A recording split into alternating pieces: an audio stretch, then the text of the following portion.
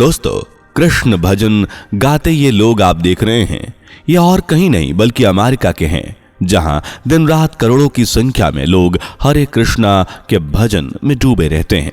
और ये सब कुछ हो रहा है हरे कृष्णा मूवमेंट के तहत, एक ऐसा मूवमेंट जिसे इस्कॉन ने क्रिएट किया। इस हरे कृष्णा मूवमेंट ने दुनिया भर में भगवान कृष्ण के उपदेशों को फैलाने में बहुत बड़ा रोल निभाया है। लेकिन आखिर ये सब कैसे हो रहा है? किस तरह भारतीय संस्कृति और सभ्यता को पिछड़ा हुआ कहने वाले लोग अब कृष्ण भक्ति में डूबे हुए हैं? आज के इस वीडियो में आपको सब कुछ बताने वाला हूं। बस मेरे साथ वीडियो में इसी तरह बने रहें। चैनल को अभी तक सब्सक्राइब नहीं किया तो फटाफट ये नेक काम कर लें। दोस्तों, हरे कृष्णा मूवमेंट एक ऐसा मूवमेंट है जिससे जुड़े लोग लगातार हरे कृष्णा बोलते हैं।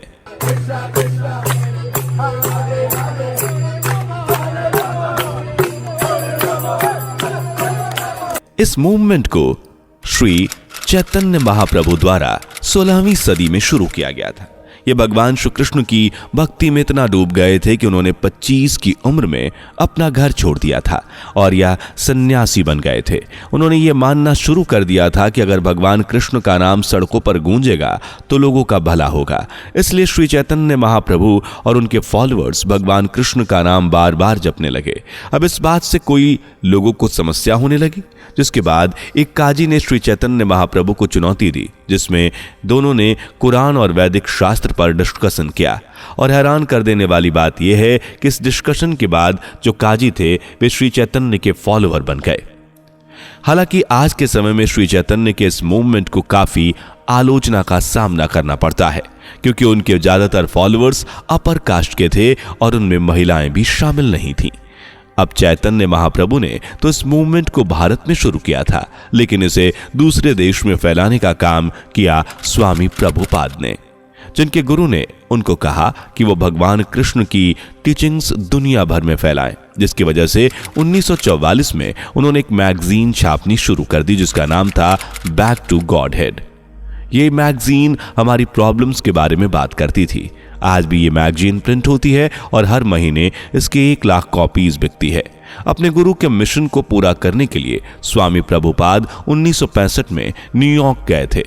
अब उस समय अमेरिका की स्थिति बहुत ही दिलचस्प थी, क्योंकि ये वही समय था जब अमेरिका में हिप्पी कल्चर चल रहा था, जिसमें लोग ये कहते थे कि हम वो चीज नहीं करेंगे जो दूसरे लोग कर रहे हैं।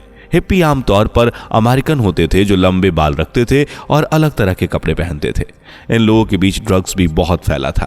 जब स्वामी प्रभुपाद ने यह सिचुएशन देखी तो उन्होंने सोचा कि यह लोग भटक गए हैं और इन्हें भगवान श्री कृष्ण की जरूरत है।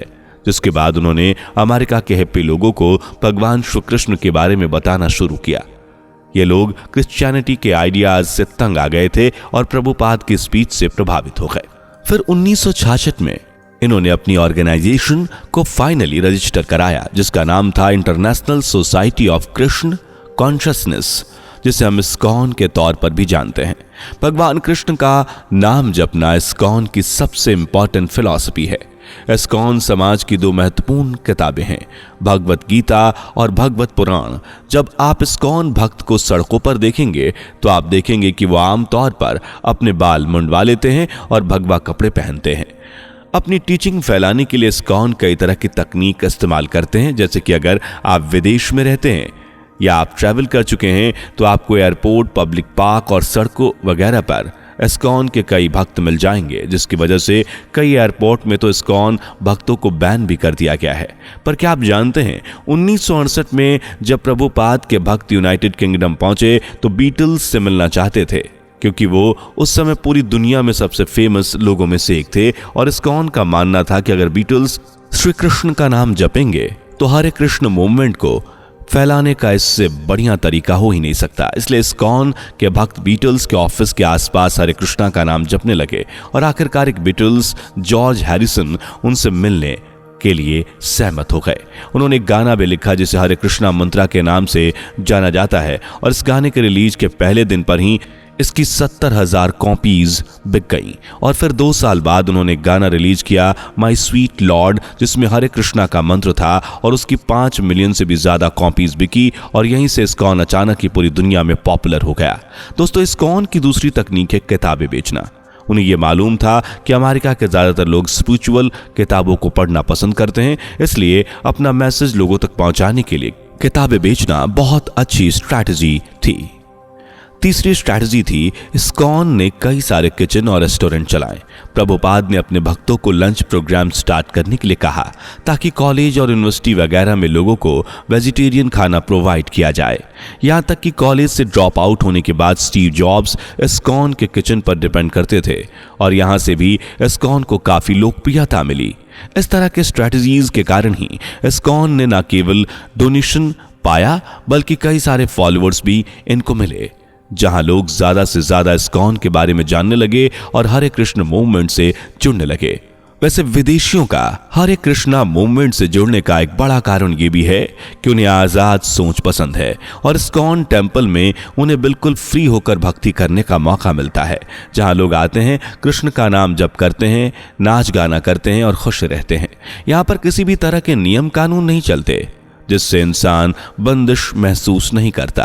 और अब तो इस्कॉन के फॉलोअर्स कई बड़े बड़े लोग हैं, जैसे कि अल्फ्रेड फोर्ड को ही देख लीजिए, जो कि फोर्ड कंपनी के मालिक हैं और वो हरे कृष्ण मूवमेंट के साथ इस कदर जुड़ गए हैं कि इस्कॉन को उन्होंने अब तक $35 मिलियन की डोनेशन दे दी है, जिससे वो बंगाल में एक वैदिक प्लेनेटेरियम मंदिर का निर्माण करना चाहते हैं, जिसको बनाने की टोटल कॉस्ट $100 मिलियन होगी, जो कि आने वाले समय में दुनिया की सबसे बड़ी रिलीजियस बिल्डिंग में से एक होगी।